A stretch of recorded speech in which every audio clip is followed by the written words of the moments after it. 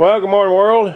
I got my radiator mounted into that shell last night, and took a little longer than I thought it would, but that's okay. Good projects do, I guess. And what I wound up doing was making these channel pieces here, and then I riveted those to that rail along the side of the radiator, and then bolted it to the side of this shell, outside the shell, and I had to set it up toward the top of that shell in order to keep it from rubbing down here, and I want that radiator to completely float in there and not touch anything anywhere. And so I had to heat this up. This has been hit and bent at some time, and I had to heat that up and knock that out and to make sure that would clear, and it does clear. But I'm probably still going to put a piece of rubber or something in there just to cushion that in case you hit a hard bump or whatever. And I want to show you what the dirty buggers did. They centered this inlet hose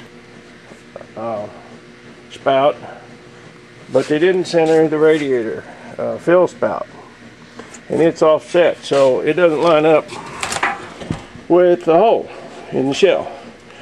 And I don't know, I guess if it would have fit further down that would have worked out, but it just doesn't. So that's the way it is. And I don't want to split this thing open and make it wider. I could do that, but I'm not going to do that.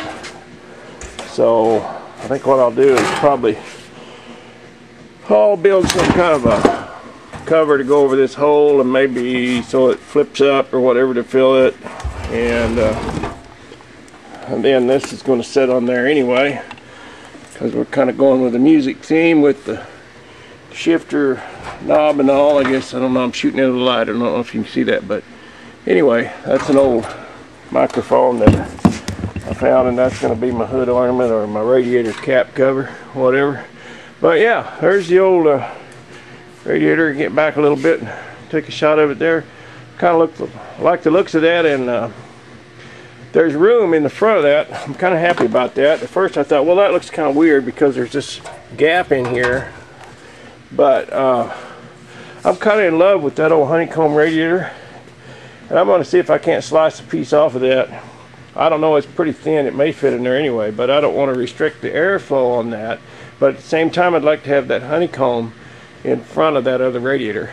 And I don't know, I may be kind of obsessing about something that's not worthwhile. Main thing is get this thing set on the truck now and get it mounted up and get water going through it.